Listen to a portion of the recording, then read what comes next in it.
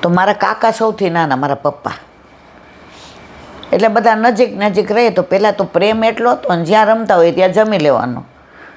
હોળીમાં માનો કે રમતા હોય અને બહુ આમ આંખ બળવા માંડે એટલે ભાભુક ફઈબાદ જેનું ઘર નજીકમાં જલ્દી નવડાવી દો.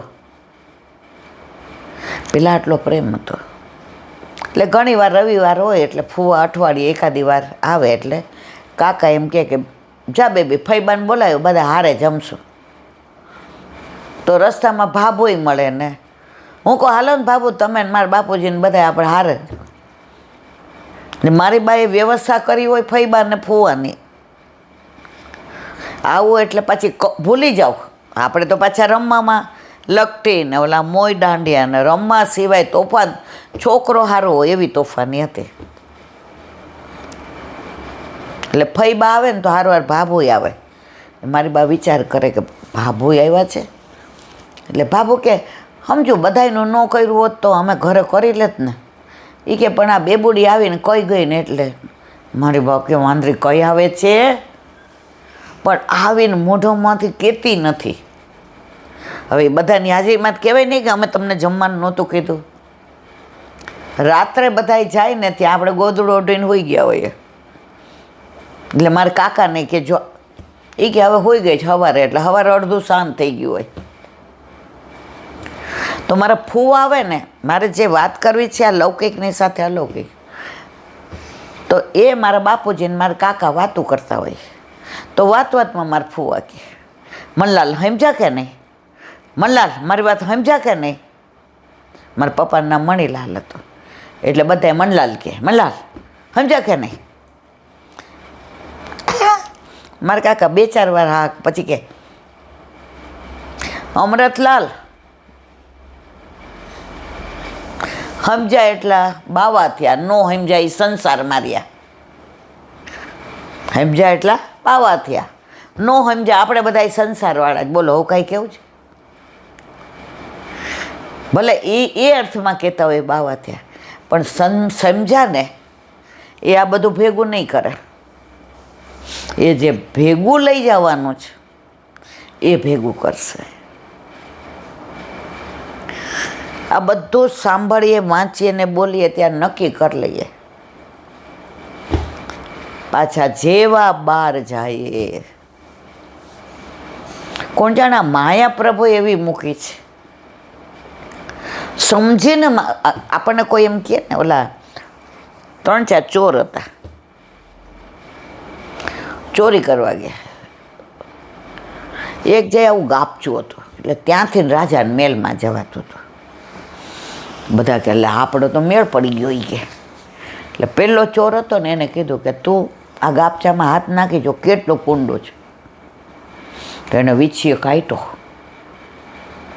ઓલો હોશિયાર હતો એ કે મારો હાથ પહોંચતો નથી, બીજાને કે તું નાખ ને. જો એને તો વીછીએ કાઢ્યો હતો.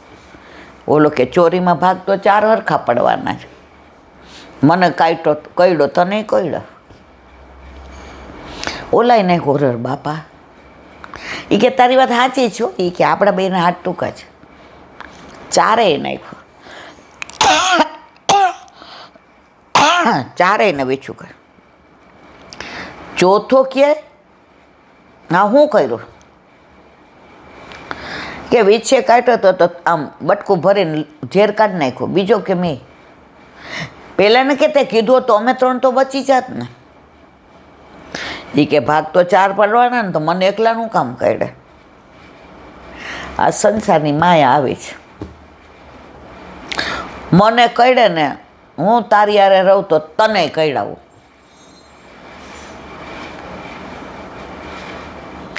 જેવા બહાર જાય એટલે માયામાં પાછા. સમજીને સંસારમાં શ્યામને ભજવાનું છે, છતાં પણ સમજીને સંસારને ભજીએ છીએ, શ્યામને ભજતા નથી. તમે જોજો જીવનમાં સાંજે રાતના સો ને તો સરવૈયું કાઢજો. આપણે 12 મહિને દિવાળીએ ધંધાનું સરવૈયું કાઢીએ, જીવનનું સરવૈયું નથી કાઢતા. ભગવદીઓ રાત્રે સુવે ત્યારે જુએ સવાર સુધીથી અત્યાર સુધી શ્યામને મેં કેટલી વાર યાદ કર્યો.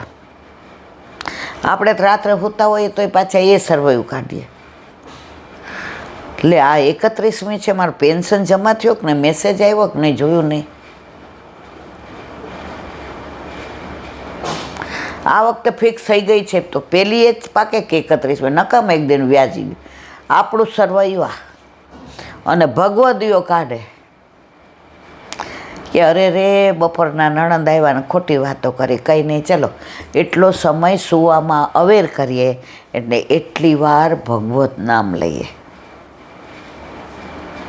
આજે સવારે એક વૈષ્ણવ મળ્યા હતી, એમને કહેલા બેન કાલે અમે બધાએ સત્સંગ કર્યો 10-12 જણાએ, તો રાતના એ જ બધા એ કે સ્વપ્નમાં આવ્યા. મેં કીધું વાહ. અને એ કે કોઈ નીચે ન બેસી શકે, બધાય ખુરશીવાળા, પણ અમે બધાય નીચે બેઠા હતા અને એકબીજાની ભાવના કહેતા હતા. મેં કીધું એકાદી મને કહો ને. એ કે યાદ નહોતી રહ્યા, જેટલું મને યાદ રહ્યું ને એ તમને કહ્યું. આ સર્વાયું છે. બાકી સ્વપ્નમાં તો જો ન લઈ જવાનું એ જ આવવાનું હોય. બોલો વલ્લભાધીશ.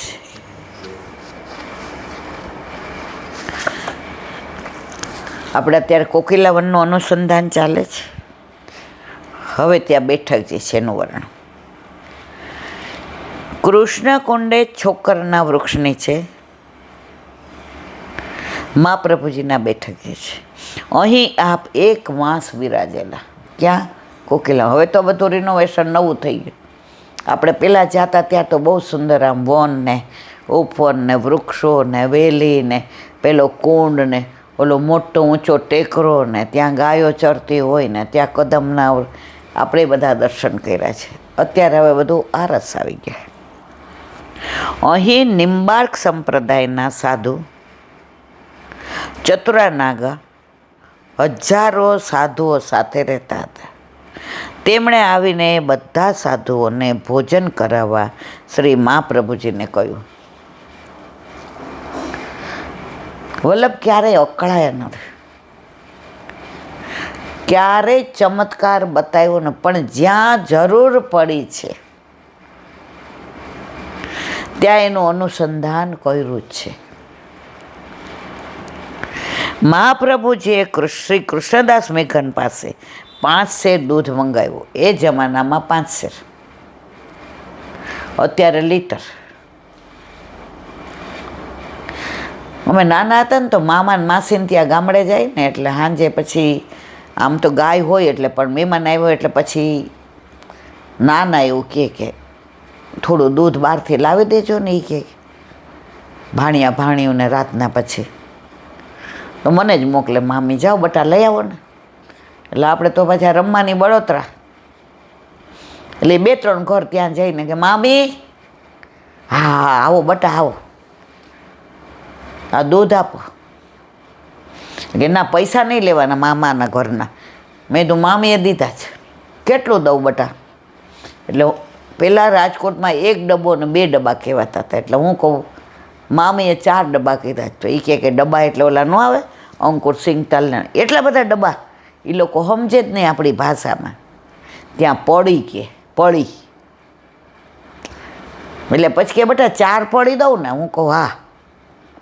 મને પડીમાં સમજણ ન પડે ને ડબ્બામાં ન પડે. એમાં 5 શેર, 8 શેર, 1/2 શેર, અડધો શેર, પોણો શેર, પહેલાં આવું બધું હતું.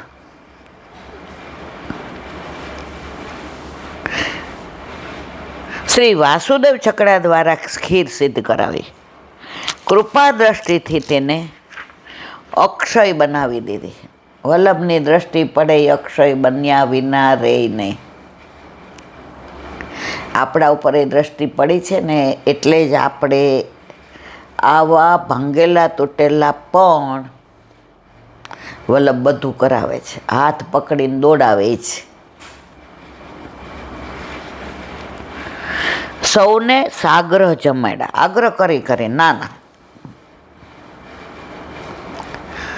શરૂઆતમાં ઠાકોરજી ઘરે નહોતા બિરાજતા ને, પછી કોઈ વૈષ્ણવ આવે ને તો કાઠિયાવાડી એટલે આગ્રહ તો થઈ જ જાય કે હાલો હાલો. પણ જમવા બેસાડીએ ને તો મનમાં એમ થાય ખૂટે નહીં થારું, કારણ કે 4માં 2ને બેસાડ્યા હોય. પ્રભુ ઘરે પધાર્યા ને રાજભોગ સરાવ્યો હોય ને આ કીર્તનિયા કોઈ આવ્યો હોય, 4 જણ હોય તો એ મનમાં ચિંતા ન થાય ખૂટશે તો.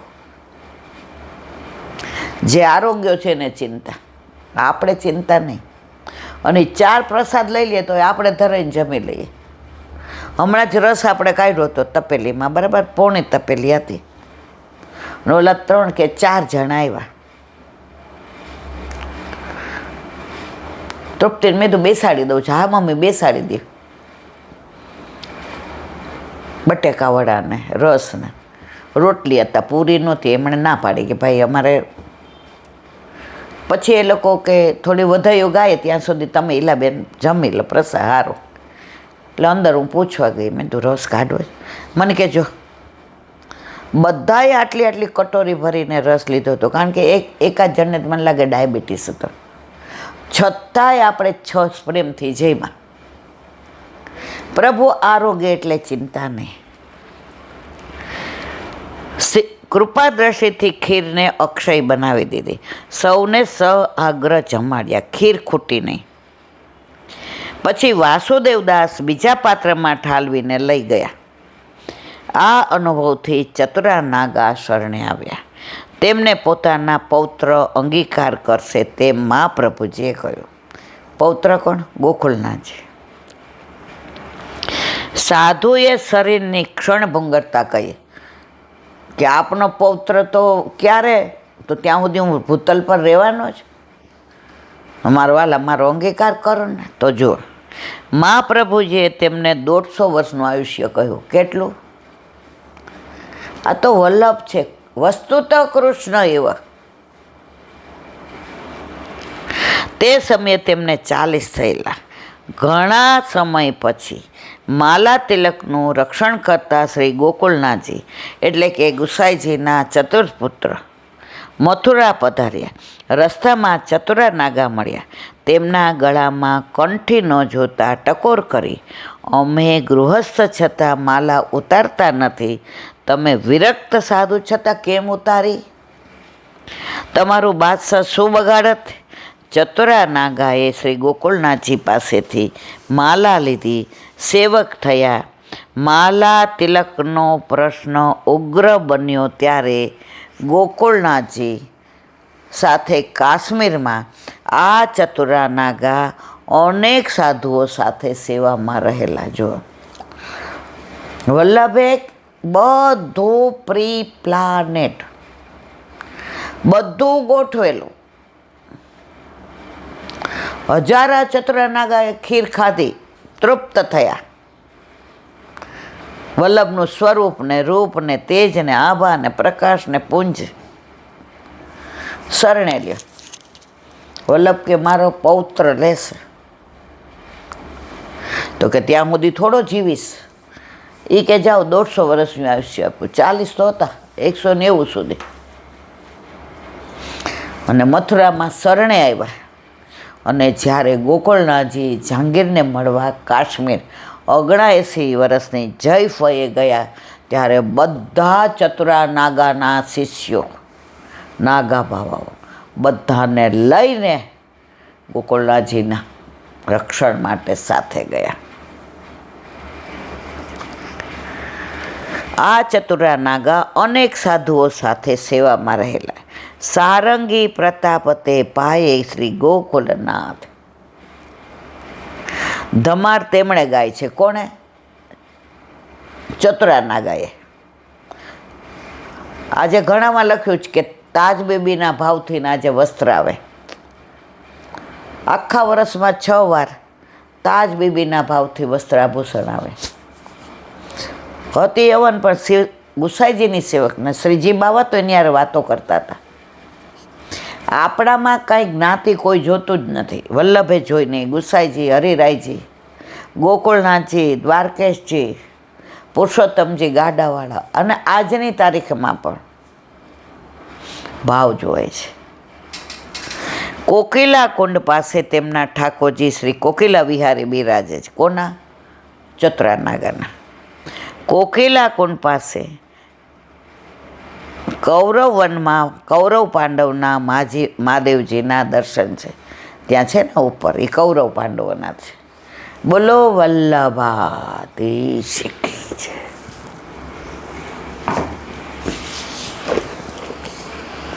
મધુરાષ્ટક આપણે અત્યારે વચનમ મધુરમ.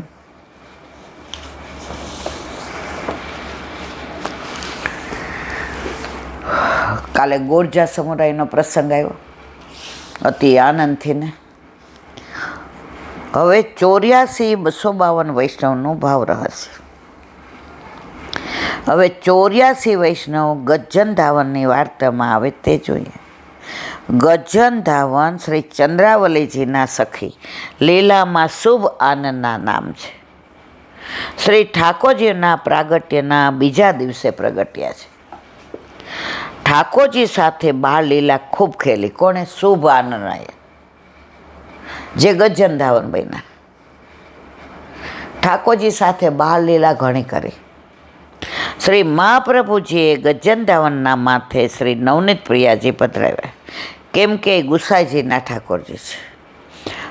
ગજ્જન શ્રી ગુસાઈજીના સખી છે. એ સંબંધે હવે ફરી ખેલવા પધારે છે. શ્રી નવનીત પ્રિયાજી સાનુભાવ જતાવતા, ગાય કરતા, ઘોડો કરતા પોતે સવાર થતા ગજ્જનના ઘૂંટણ ઘસાઈ જતા.